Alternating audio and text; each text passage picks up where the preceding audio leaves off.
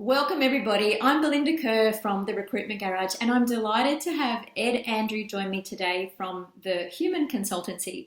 And I've invited Ed on today because he has a rich tapestry of experience and lots of insights that I think will be, or I know will be, really invaluable for recruitment agency owners. He's a global nomad. He's lived in many different countries. He's run a significant international recruitment business.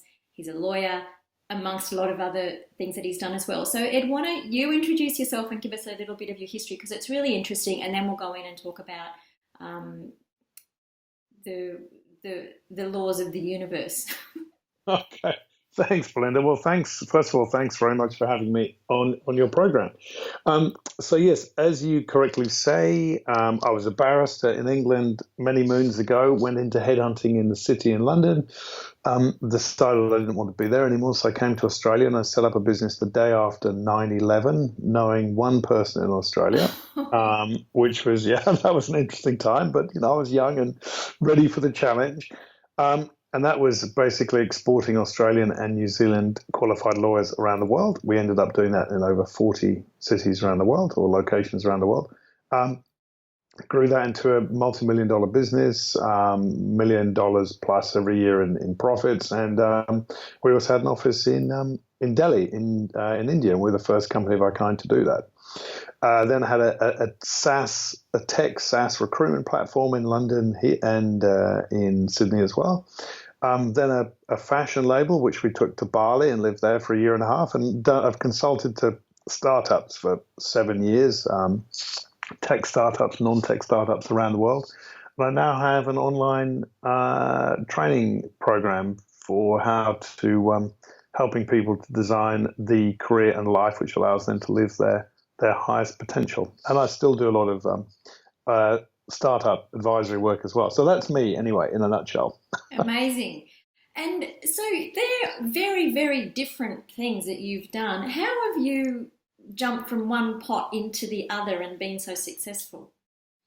Well, they're not really that different. That's the thing. See, the thing is, in careers, people look at the career and say, "Well, I've just learned that skill. I've sort of got to do that for the rest of my life." But if you really think about all the different things that you learn um, in life and the hobbies and passions and interests, they're always interconnected and interlinked. So my thing's always been about people and information.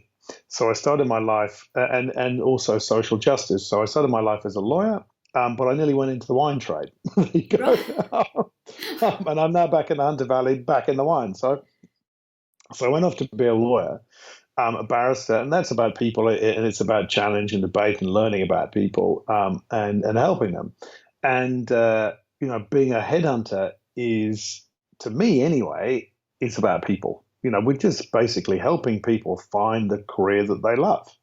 It's not about finding them a job. It's actually about finding them a life and a lifestyle that they love. And I think there's a big difference there. Mm.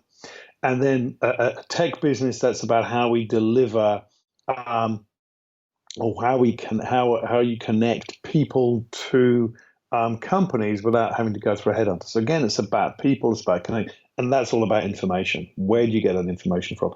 Headhunting is all about research and information. Being a good lawyer is all about preparation, research, and information. Having a fashion business, again, is my wife's a designer, is about people. Is what do women and mothers want for their children? What do girls want to wear? What empowers them? What makes them feel feminine? What makes them feel great when they walk down the street every day? Again, it's about people. Business consulting is, yes, a lot of them hardcore technical skills about strategy, efficiency, operational management, marketing, sales. Those are technical skills, but ultimately they're driven by people. We make products for people, mainly built by people, some by robots as well. But it's about, again, people and information. So they're all. It's really, it is one path, and it's all interconnected. So it's no accident that you now have the Human Consultancy. No, and it's no accident, and that name is a very deliberate name. And I wanted to grow a business now, which was about empowering people well, enabling people to empower themselves to find the change in their life that they want. We have many people who are in America. 70% of people who are disillusioned, disengaged in their workforce. That's a very high percentage of people. Mm. But also, what's the reason why one person is incredibly successful and very happy at their job, and the person who sits to them is very unhappy and they're doing exactly the same thing? Mm. Okay, so the premise for the human consultant is about putting humanity back into careers and life. Mm. It's how do we look at us as a human being, saying what is it that you want as a person, and how do we build a life around that? And obviously that includes having to work. Mm. But the funny thing about the name is, okay, well, I thought human consultancy, that sort of sums up exactly what I want to do. It could be a recruitment agency. Lots of people, use consultancy in recruitment. And the domain name is available. And I thought, great, I'll have that. And then I realized why it was available is because human and consultancy, human being human resources, and consultancy, every management consultancy and strategy company and recruitment company is called consultancy. So to try and get number one ranking on Google for human and consultancy was now and impossible, which is probably why I chose the domain name. Anyway, it took a while, but I did get the number one ranking by doing a lot of content. Oh, that's funny. So there was a very purist reason for doing it, and then a lot of technical hard work in actually making people realize it was me out there. Oh, hindsight's always so good, isn't it? Exactly. So, Ed, I'm really keen to talk to you about, given all the experience that you've had and the different things that you've done, if what advice could you give to recruitment agency? Like, if you look at the recruitment industry as a whole, what do you think that we could still be learning from other industries that perhaps we just haven't quite taken hold of yet? Well, I think that's an interesting one. I think that recruitment company owners generally are good humanists. That they're in it because they enjoy helping people with their careers. They enjoy talking to people. Actually, and it's a very social job. Whether you're actually meeting people day to day and going out and doing other things, it's about empowering people, inspiring them, helping them, and solving real world problems. But I think one of the things that recruitment company owners, particularly if you're having had a successful desk and you've had all the resources and everything else around you, and you're setting up on your own, is you can get too carried away by the daily grind of how many jobs do I need, how many phone calls do I have to make, how do I service my clients properly without thinking about, okay, well, if you were billing in the good old days, consultants could bill $1 million a year and they'd earn a lot of money from that. That sort of dropped down a bit. So there's a lot of stress and pressure on setting your company up on day one.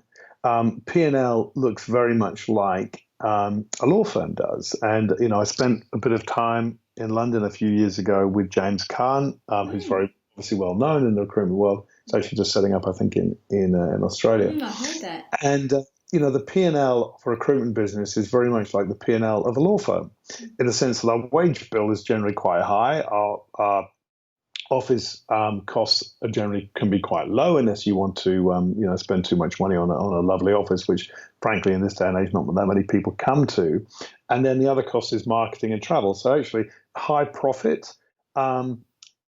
It should be a high profit business. So I think the things to learn are, you've got to look outside of what you see on a day-to-day basis. Look at opportunities. You've got to be very flexible and agile because the market can change quite quickly. The demand for the people that you're providing can change quite quickly. It has a very, very low barrier to entry. I mean, frankly, anyone who has a laptop, it can be a recruitment consultant. I mean, in fact, when I first started, my biggest competitor didn't even have a computer. They had a Rolodex of all their name cards in there. So it's got a low barrier to entry, which means it's highly competitive. So the thing that you can do better than anybody else is customer service. And that's what it has to be about.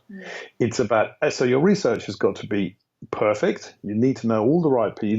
You need to be very well networked. You need to have really good research so that you find the candidates before the job comes on, you are proactive and not reactive, because when you're reactive, you're always chasing your tail. Much harder to be number one if you're being reactive. Much easier to be number one when you're being proactive. You have good research, you have good networking capability, and you deliver the best quality customer service, both your candidates and your clients, which means that, if you're Apple, I mean, you say which industries should you compare yourself to? Look at Apple. Look at the Apple Store. They are giving you first quality customer service. If your machine doesn't work, you book an appointment at the Genius Bar. You don't pay for any of that. None of that's paid for. They're the only computer company in the world that does that for you. They offer first class customer service. As a recruiter, you need to be offering the same level of service, which means if you put an ad out, respond to people, send them an email, even if it's, I'm sorry you were unsuccessful, respond to them. Even if it's a phone call, I'll come back to you in 2 weeks. Let people know, let your candidates know what is happening. Let your clients know what's happening. Be professional, be ethical. It is not easy. It is very easy to be in the middle lane of a recruitment company making okay money. Okay. It's actually even easier to be number one. Okay, provided you're prepared to make that commitment. Because no one else is. So if you really want to be the best at your game, it's actually not hard. It just means you have to apply different energy to different elements of your business. It's interesting, isn't it, what you're saying? I think sometimes people are looking for the magic bullet and that thing, that sort of external thing that's going to really turn their business around. And quite often, when I talk to people, I think you've already got it in you. You're just not quite capturing what that is and doing it in the market. Whereas, sometimes it can just be improving what they're already doing. Like you say, if their customer service is average, well, how can they make it exceptional? And I think sometimes that's where people get stuck. They think they're so busy, like you said, filling the jobs, that just to sit back and think, how can we do this better? And so many of them just say, I just don't know what else to do. Yeah, well, it's about discipline. And I think the thing is, there's so many parts to that puzzle, but I think, two of the biggest elements is many recruiters spend a lot of their life looking over their shoulder.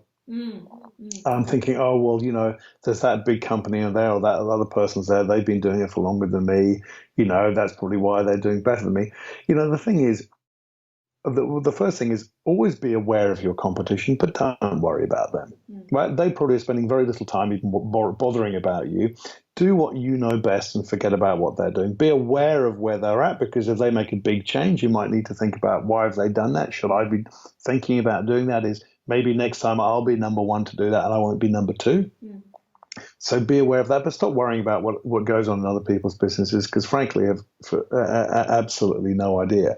And in terms of, the challenge of, can I do that? Am I capable of doing it? Of course you are. If you've able to build a desk, okay, you've got resources around, you've taken a bit of a risk. You've already taken the biggest gamble in your life, which is to step out of another recruitment business and start your own. So you've proved you're capable of the biggest risk of all. Everything else is easier. And so when I say easier, I mean, in terms of you've already got yourself out of your comfort zone. So now you're out of that comfort zone, you may as well immerse yourself in the ability to be fearless about what you're doing. And the other thing is, don't try and be a generalist in everything. You know what? The easiest thing to say, if you've got too many jobs coming in, and you're covering too many different sectors, and you've got too many candidates, you're never really getting the best jobs, you're never getting the best candidates. Think about, what is it that I'm an expert in? What is it when I pick up the phone to a client and say, this is what I do and this is how I can help you? What things are you going to say to them that no one else can do or that you can do better? And the same with a candidate. We had a very disciplined business, and we had 3 parameters we worked around. And if a candidate didn't meet the parameters, we would simply say, I'm sorry, I suggest you talk to someone else, because we know we cannot give you the job that you're looking for. We cannot find that for you. That's an interesting point. Oh, sorry, Edwin. That's such an interesting point, because so many recruiters, I think, find it so hard to say, no, we can't help you. They're kind of, I feel like I should just try. But just trying doesn't really bring you or them the result, and just leaves everybody a little unsatisfied, doesn't it? No, and I think, I was in the business for the best part of 15 years. And, I would always say to consultants when they came to me, oh, we've just come across this person. What do you think? And they might be someone who's earning, $1 million, $2 million a year, thinking, oh, can we help them because we get such a big fee? It's like, I can guarantee you that you'll still be having that conversation probably in 6 and 9 months' time, whereas you could have built, another 200 grand by working with people who you can help with. Yeah. Yeah. So you can get very carried away by that. When you are, if you've already set up your own business, the chances are you've spent a few years running a desk or being on desk. So you sort of know this. You see what else is going on. So ask yourself why, if you were sitting in that business now and you were being managed on KPIs, which I don't like KPIs at all, but if you were being managed on KPIs and you said, look, I've got this great candidate who's coming in, we might be able to help him. He's very highly paid or he's a bit left of center. What would your manager say? Mm-hmm. They'd say, okay, give them half an hour, maybe make a couple of phone calls. After that, forget about it. So now that's really interesting, Ed. You just said something there about you don't like KPIs. So how do you, if you don't use KPIs, how do you then measure, keep a sort of a yardstick on the business? What do you do? So, KPIs are an interesting one for me. I always feel that we should treat everyone as an adult. We're not in kindergarten, we're not at school anymore. And so, yes, when I first started in the headhunting, well over 20 years ago, we were always told, make 50 phone calls a day, try and speak to 10 people a day, get, 1 or 2 interviews. And I understand the mentality behind that because I remember when I was at my first company, I was sitting in Sydney in the MLC Centre, which for those who don't know, Sydney is the tallest building in Sydney, on the top floor, looking out over the harbour, talking to my friends in London, thinking, oh, it's midwinter and it's hotter than it is for you and it's summer. Life is good.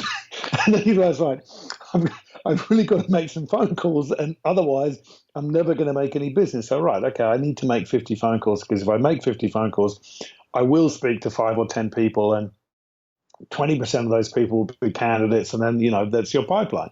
So I get that. Of course, we all have to do that. But I don't think having a really strong mandated KPI is helpful because, what happens in a recruitment business, and you'll know this, we all know this, is one day, okay, right, so today it's Monday, I haven't got any interviews in the books, I just need to make 50 calls, or I need to get another 5 candidates in. You're only going to do that by making phone calls. So it gives us discipline, but we also know you could make 80 phone calls today and actually not get through to one person because it just happens to be one of those days, right? Tomorrow, I could make 5 phone calls and have 5 candidates and arrange 5 interviews. So the KPI doesn't necessarily work. What we're looking for is basically generating a pipeline of people. And we know if you have a whiteboard, you have, okay, well, I don't look at phone calls. When I had a whiteboard or the business and the metrics, I'm very keen on building metrics into businesses so we know where the money is. We know what's driving our business. So the pipeline is how many interviews are coming in. That's the one we need to know at. Okay. If the interviews drop, then why are we not picking the phone up? And then you get busy because you're actually maybe writing a profile or you've got to have a client meeting or writing a proposal. So, there's an element in the week where you can't just do everything all day long. And therefore, I don't think KPIs are helpful because I think that it encourages someone just to make 60 phone calls a day without actually thinking about how many people do I need in my pipeline to actually get paid as a consultant and contribute to the business. Yeah, and I think if you treat people like children, they will behave like children. They will leave at 9 o'clock. Or if you want them, I know some companies, 8:30 to 6:30, that's a long day. I had a consultant who billed $1 million a year. She could probably do that in the first 3 hours of the day. Whoa. Didn't actually need to be in the office anymore. Amazing. Well, actually, I think women are more efficient than men. I'll probably get crucified for saying that, but I do. And I think that the mothers are more efficient than everybody else on the planet.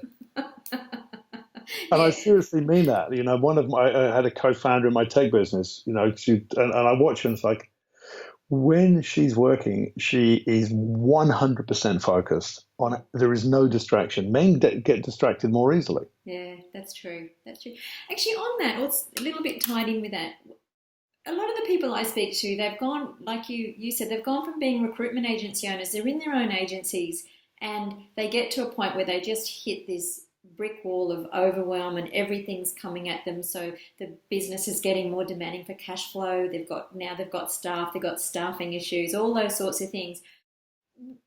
What advice can you give people making that switch? And I guess more from a, because you're the human side of things, what would you say to those people to make life a little easier for themselves and but still get the results that they're wanting? What, from making the switch from in agency to owning your own business? They're already in their own business and they've been doing a little while, and you get to that point where you start off and it's all easy, you're making the money, you're doing really well, and it's quite simple. But it's as the business matures, you start to get the complexities start to hit, and so the recruiter who's working. Yeah.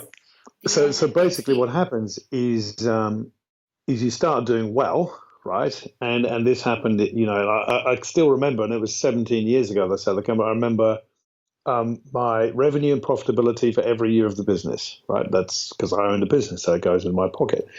So what happened is within 9 months, and if this resonates with anyone, within 9 months, 6 to 9 months is a horrible time in any new business because it's the succeed fail time at time. And I had my first employee, and I was talking to a mentor thinking, should I shut it down because the market is terrible, it's post 9/11, and I'll just give it another month. And that month we made 30 grand, or she made a placement, the money came in, and that just kicked off into what was an amazing business. But I think what happened is I'd realized within the first 9 months that I couldn't do it on my own. That you can only make 50 phone calls a day. There's only 5 interviews maximum. If I'm going to New York or London, I can do maybe 5 or 6 meetings a day. Realistically, do them properly. So there's a limit on your time, and then you've got to write profiles, and you think, okay, well, I want to crack a new market. We were in, as I say, 40 cities, 40 locations around the world. So I've then got to pick up the phone to Hong Kong or Singapore or Tokyo, and then go and spend a week of my time doing that, and then come back, and then I've got missed a whole week. You can't build a business based on one person. If you're in a lifestyle business where, say, it's making you 250, 300 grand a year, maybe more, and that's all you need to do because your husband or your wife or someone else is supporting you, or maybe you're single and you don't want to, that's all you need, then that's fine, okay? But if your ambition is to grow and to maintain that amount of income, it's very hard to do it on your own, okay? Because life comes with different things, illness and family and desire and passion, motivation. So I thought really quickly, well, I need other people in the business. I cannot do this on my own. And then you have to go out there, and this is where you have to have absolute self-belief and conviction in what you're doing. Because in order for you to convince someone else to come into your business, you need to tell them why they should leave the business they're in currently and why you're going to make them a much better offer. And in this beginning stage of your business, why it's a sensible thing to jump ship. So you get to that point in business where I can't do it on my own, I need help. And remember that when you bring another consultant into your business, right, the money that we earn, okay, is 100% profit pretty much, aside from a little bit of overheads. The consultant is earning you're into pure profit once you've paid their comms and their desk space. So and then that frees you up to travel more, to go and meet more clients, to spend some time. So a tip I can give to everyone, if this helps you, and they may say, I don't have enough time or resources to do it. Well, you have to work it out. Is once a year I would take myself off for a week. If you have big teams, and you would have been used to doing that, you go off for a week, and I would sit down I'd take a house on the beach or on the mountains or wherever you happen to be in the world, to just do strategy. Okay, what do I need to do for the next year? What do I want to build? Where do I want to go? And then I'd pick up the phone and talk to people, and talk to fellow colleagues or different industries, and say, look, this is what I want to do. What do you think about it? And I'd talk it through with them. So then you come back from that, and you've taken a break because you're not fielding any calls from clients, no calls from candidates. You're just saying, I'm away. and I'm just going to clear my head and work out what it is I need to do. And that, I tell you what, there are so many world-class business leaders who take a break and they go away and they just spend time with themselves, maybe with a mentor or a coach, just to work out what it is they want to do and where they're going. And that is precious time. Amazing. So Ed, let's change gears a little bit, because I know also, apart from being really interested in the human side, you're also very interested in the tech space. Yes, I am supporting indeed. a lot of startups, etc. So, and machine learning and AI are kind of the words on everybody's lips with recruitment at the moment, how that ties in with workforce planning and people. So what are your thoughts around, what have you got to say on that topic? I'm going to write a book on it, Are actually. you? I'm seriously, Excellent. I am actually. I started fleshing out my book on this, yes. It's going to be a novel based on some real events as well. But look, I think that as recruiters, we rely on technology enormously, right? Even if you're a one-man band, you should be using a CRM, a system to manage your candidates and manage your clients. You need to do that, okay? You need to understand what's going on. And when you start hiring people, you specifically need to do that, okay? Because otherwise you cannot keep on top of everything. So we know that technology drives what we do. If you're using marketing platforms, you might be using Facebook ads or Google ads or LinkedIn ads or wherever else you're going. If you're doing old school Boolean search, you're using technology to do that. Your clients are using ATS systems. They're looking, maybe some are using maybe behavioral profiling systems. This is all based on technology, right? So as a consultant, you've got to think, well, how does technology enable me to make my business more efficient? How does it enable the process to be more efficient for my client? How does the process become more efficient for my candidate? How do I market more efficiently using technology? So it's there. We've got to start embracing it. In terms of machine learning and AI, I don't believe yet there is any system I've seen, and I speak to a lot of technologists. A lot of people are using the blockchain who are building on the public blockchain. People who are building chatbots, and I've spoken to many of them on my podcast. There's still no really truly intelligent system, I don't believe. And truly intelligent means that if you took a survey of 1,000 people and you asked them 10 different questions or 20 different questions and you get that data, providing you're asking good questions, data is always about asking the right question, okay, and also without bias, you're going to and also analyzing the data. And if you have good data analysis as well. But there isn't yet a system who you can plug all that information into, which comes back at you and says, you asked the wrong question. This is the question you should have asked to get this information that you're looking for. So that to me is something which becomes intelligent. Having said that, the Chinese champion Go player was beaten by, I think, Google's DeepMind last year, and that caused a lot of ripples because I think the amount of computations, he didn't just beat him, he thrashed him. It's like Gary Kasparov getting beaten. But then the machine went in and produced, I think, 3,000 other alternate options to win the game, right? That is taking machine learning into an entirely different space. Yeah, see, that's just scary to me. Yeah, well, yeah, my book's going to be around singularity. But the point about recruitment is that let's not be scared of this. I think, will technology replace our jobs? It'll certainly enable us to do our jobs better. It will take the jobs of those who are lazy away, certainly.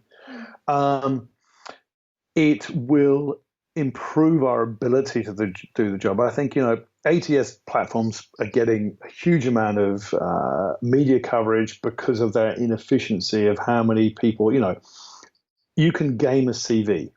Right? If you know what the ATS platform's looking for, you know what keywords, you just, how many CVs you see which are keyword spammed. It's got nothing to do with your experience. It's just you're spamming keywords into your CV to game the ATS system. Then the HR managers never look at the ATS system. They let the system filter it for themselves, and they just get a whole bunch of CVs which may or may not be relevant to them. So that's where technology is meant to enable, but actually it is not used efficiently. You've also got issues where the people who use the technology is us, the humans, right? So you can have brilliant systems. I used to have a rule in the business, which is I have a system for a very specific purpose, which is to make you a better consultant, which means you make more money, candidates get a better experience, clients get a better experience, we as a company maintain our place as number one. If you're not capable of using that system because your ego tells you you're too big to put a correspondence in or verbatim conversation, you A, won't get a bonus, and B, you won't have a job. And I'm very direct and black and white on that because a company is embracing technology for a reason, which is efficiency. If a consultant believes they're too big for that, then they need to go somewhere else. Okay, so machine learning, I think that on machine learning, where I think is really interesting space is the ability of technology to tell us whether we're asking the right questions. So say we were conducting an interview, and I would ask you the questions that I want, and software's analyzing this conversation, and then you get a little message in your ear or pops up on your screen that says, ask this question. That to me is interesting because what they're doing is analyzing the patterns that you have to extract and elicit the conversation, saying, you're maybe not asking the right question yet. Ask them this question. Fascinating. Yeah, that's interesting. Okay. And because that enhances your experience, because a lot of interviewing, and again, interviewing is such a critical process of headhunting and recruitment, and one skill which is not often taught. Okay. If many consultants, because they find the pressure of time, they get a CV in, they look at the CV goes out without even being changed, without any notes, just goes out. That's not an interview. Okay. That's not a CV. That's you accepting someone else telling you this is what they've done. There's been no human interaction in that process. Okay. So I think, there are two elements to this, and there's a lot of conversation around this and how it can help us. And there are two camps. There's the old school camp who just doesn't believe it. Technology is never going to take my job. It can never replace human interaction. Look, I'm a humanist. I believe in the power of our human ability to solve problems and connect and create communities. But we also have to recognize that we are not perfect. That yes, at a senior level, people do want a headhunter on the phone to say, can you guide me through this negotiation? Because I can't do it myself. I don't have the time, the experience to know how I'm meant to negotiate. How do I say I want another $30,000? If I tell them that, they're just going to say me to go away. The headhunter can do that very easily. Actually, you're a bit below market. If you really want this person, you're in a competitive tender situation, you need to up the ante. For a candidate, it's harder to do that. So that human interaction is always going to stay there because we sort of want a handheld in the process, but you have to recognize that technology is there, and unless you're on your game, it will have an impact on your business because your clients, particularly if you're working with large corporates, will use it. Yeah, it's interesting, and I think the next kind of 3 to 5 years are going to be, the world's going to look a whole lot different again, isn't it? No one can really. Yeah, well, I mean, I think 20 years ago, we were talking about this, and I'm a firm believer that in the world of recruitment, you will always have people because and I set up a tech business and I put $1 million of my own money into it, and we didn't make any money, right? That was a big. Oops is a bit of an understatement, but there we go. I can say oops 6 years later. But the point is that we looked at all the research, and this was post the recession in 2008, and all of our clients around the world saying we don't want to pay headhunters anymore. We're just going to do it ourselves. And they ramped up their internal recruitment teams, and a lot of headhunters lost their jobs, and they went off to go work internally. And then so we built a very a marketplace. They all said, we want the employers to engage with us directly. We don't want to go through third parties. So I spent 3 years, a lot of money, built the platform, worked with, I think we had 200 enterprise level clients within 9 months. 20,000 registrations. I mean, enormous, amazing, critically acclaimed, brilliant. But they didn't pay for it because what happened is the market came back and they said, we'll just go back to doing what we did. We like the technology, so we're going to start using it, but we're not going to use it to the same amount. But the point being is that this is what the market said they wanted. So we went and built it to them. But when we build it for them, it's like, we still sort of want it the other way. And once you get to above a 25, 26, 27-year-old who is really in the next phase of their career, they want human engagement. The graduates and the students and the people in their low 20s love the idea of how technology enables them. But as you get older, we still want to talk to somebody. That's interesting. That's really And interesting. so there really hasn't yet been a business, and a number of us have had a really good crack at this that's managed to nail it. There are a few coming out who are blending the human experience with the power of technology, and I think that's what the future is that blend of, if we want to talk to someone, can we talk to someone, but we're happy for technology to do the rest of it. Yeah, I kind of see it as technology doing the legwork and then the humans coming in and doing the nice. Exactly. I mean, what recruitment consultant needs to be doing a Boolean search? I mean, Mm, seriously. mm, A software, an algorithm can do millions of them in a nanosecond. mm. Right. Mm, yeah, and I We think don't need to. with recruitment owners, it's really knowing, because there's so much tech out there, and so much of it is really good, but so much of it's just a waste of time as well. It's knowing what tech they should be using now, as like you rightly said, are Yeah. they doing their own searches, or that they know that there's actually stuff out there that they can just plug and play and it'll spit it all out for them. I Well, don't know and that I they think do. that's the other thing. I mean, I spent nearly 100 grand building a tech platform. I would have been better off. There were some out there, spending maybe 10 on someone else's and hosting that. And I think one of the lessons you learn as an entrepreneur, particularly in tech, and in startup world, is when you start, go and use other people's platforms. Mm, Okay, just go and use them, because they're there. One of the biggest caveats for new platforms is you don't know if they're going to be there in a year or two. So if you're a headhunter, if you're setting up a new recruitment business, or you're looking at a new recruitment software, my advice is go to a business that's already been there for a while, because if mm, you're going to build all of your business on something which is brand new, mm, and for whatever reason the business doesn't work, you've got a lot of data, mm, which you may not be able to extract in the first place, and there's no support for it. mm, But there are so many platforms. If you're doing contractors, there are amazing platforms out there for you to manage your contractor mm, workforce. There's a business in the UK. I'm not sure if they yet hear that. So I was looking at building a contractor business in London a couple of years ago. I thought it was really hard to manage your cash flow. Okay, because effectively, if you're clipping the ticket, you've got to pay them out on a bi-weekly or monthly basis before the mm. client pays your bill. So you've got a huge cash flow shortage. There's a business out there who'll factor 96% of that for you.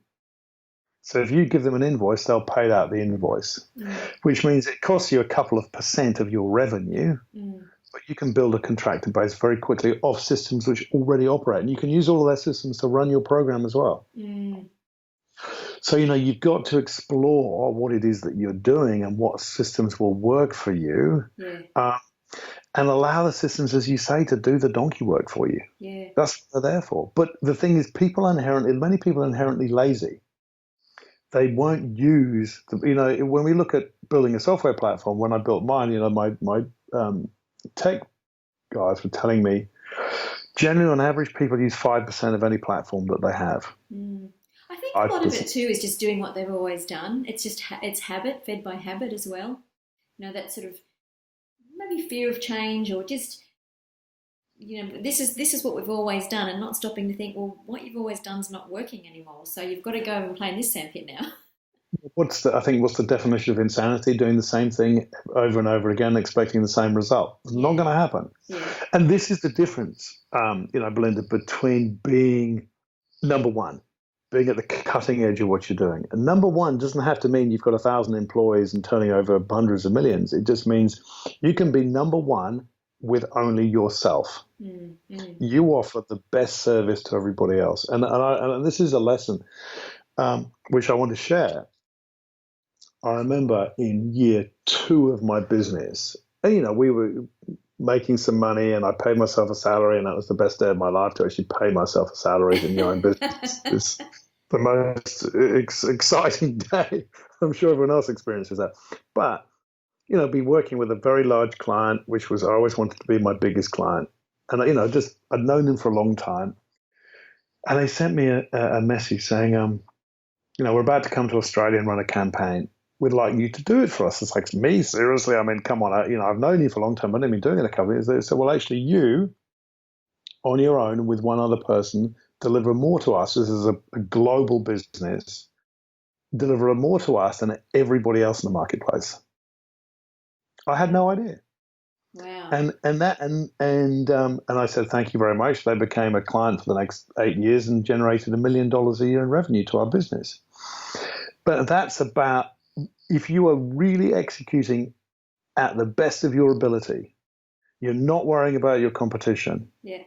And you are servicing your clients and your candidates, you will be amazed at where these wonderful opportunities come from. Yeah, and you said it there too. It's about thinking about what they need and solving their problems, isn't it? And making life easy for them, as opposed to getting caught up in your own world and what your problems are, and you need them to feed you. I think that's Yeah, to the give you an biggest example, I thing. mean, maybe it's a one-off, I don't know, but I remember, and I remember these days because when you have your own business, you remember the big wins, right? You also remember the knocks. And this client called me on I think a Thursday night and said, look, we're having a real problem with this particular role. We can't find anyone. They said, we'll pay you 30% if you can find them. And I was doing research-driven hybrid contingent fees. And I said, sure. So I picked up the phone, spoke to someone in Melbourne who had worked in London, wanted to go back. And by Monday evening, he had an offer and there was 35 grand in the bank. Nice. Now, I'm not saying that it's just that, you know what, if you've got, and that's because the research was in place, the database was in place. Yeah. I had to make a few phone calls. I had to do a little bit of primary research myself, look at my database, see what I saw, pick up the phone, make the phone call, even if it's 6:30 on a Thursday night, make the phone call, right? Go back to the client, even if it's midnight that night and say, I've made the phone call, when can you do the interview? Because it's midday in London and it's 9 o'clock at night here, or whatever it happens to be. Do that. Because if you don't, someone else will tomorrow. Yeah. Yeah. And that's the biggest lesson I learned, is that if you don't do it now, someone else will do it tomorrow. And you don't want to be tomorrow's person, you want to be today's person. Yeah. Yeah. Spot on. And that comes back to that, getting into action, doesn't it? Yeah. Time kills deals. Is that what they say? Time kills deals.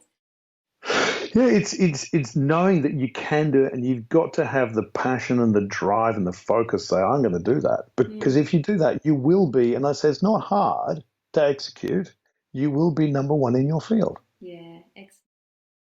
Thank you for that, Ed. You've just got such an inspiring journey that you've been on. I don't know people who've sort of not jumped, that's not the right word, but embraced other areas like just quite like you have. And I love what you said at the beginning about, well, it is all about people, so and obviously that's taken you to where you are now. So if people would like to, or maybe just tell us a little bit about, you alluded to it at the beginning, but if people are interested in the Human Consultancy, how can they get in touch with you, or what sort of people can you help?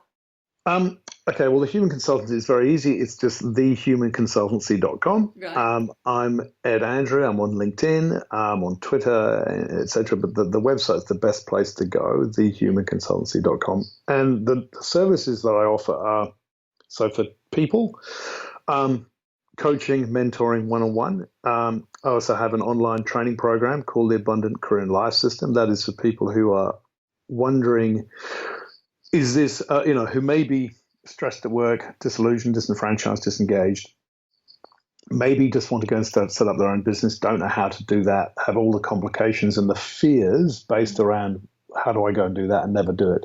So I have a course which helps people do that. It also teaches self-awareness, because there's no point in going from one job to another and repeating everything you've done before. So it's actually about finding the right role for you, creating the right role and lifestyle for you, and rewiring brain chemistry. There's a lot of neuroscience and psychology in there. Interesting. Okay. So that's sort of on a personal level. I also do a lot of still startup and SME consulting to businesses which are in startup and in growth stage as well. And the other side is working with organizations in relation to sort of corporate wellness. So if we look at the career and life training, it's about how do we help businesses manage a more engaged workforce. And that is not with the result of, there are two ways you can do this.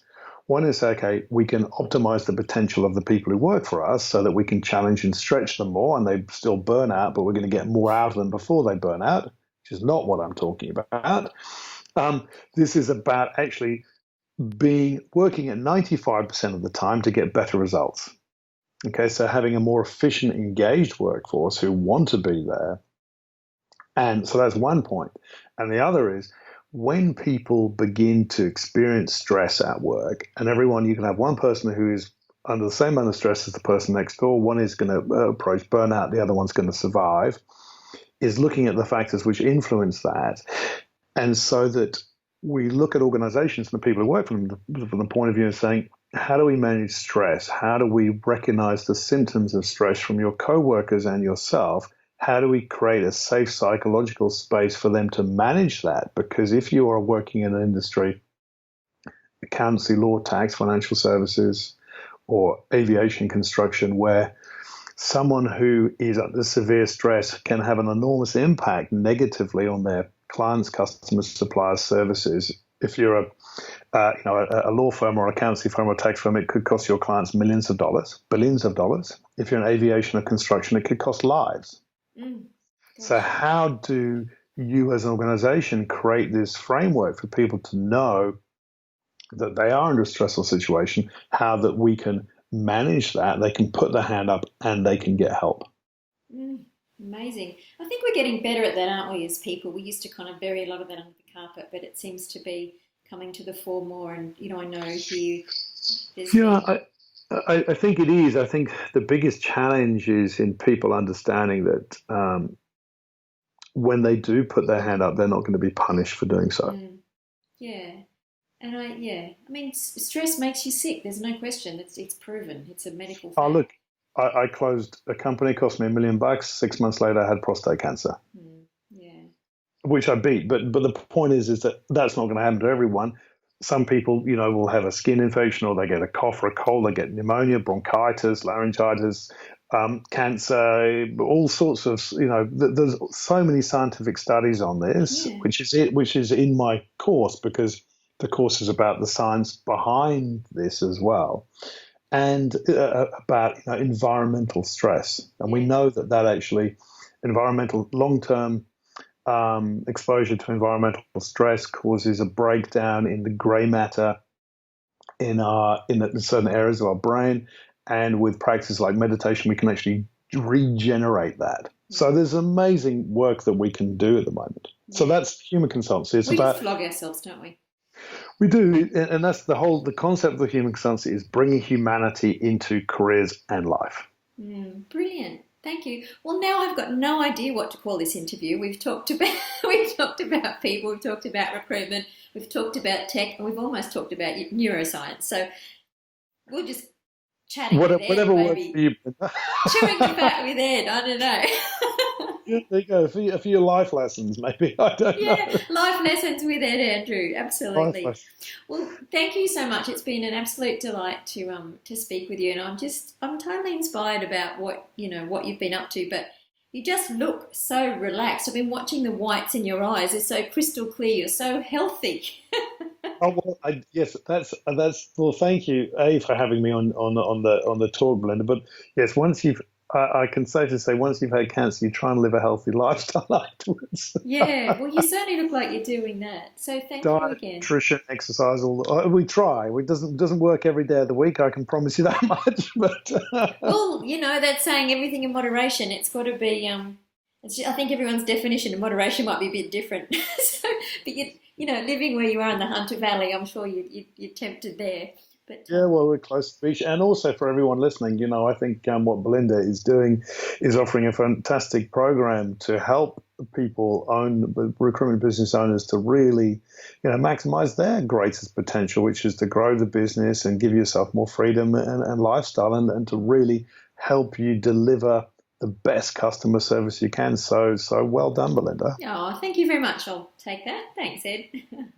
Well, we'll look forward to chatting to you next time. And of course, you've got a podcast as well that people can listen to if they're interested. Yes, that is called the Ed Andrew Podcast. Funny that. Funny that, which you can find on iTunes and SoundCloud. It's also on the website, the Human Consultancy. I think I'm into episode 35 now, and you'll find a neuroscientist, lots of entrepreneurs, psychologists, three world leaders, one person who was named the Eden Project. So Tim Smith from the Eden Project was the eighth wonder of the world. Amazing people, Wow. all bringing about change in the world for the good. Yeah, fascinating stuff. Oh, brilliant. Well, thank you again.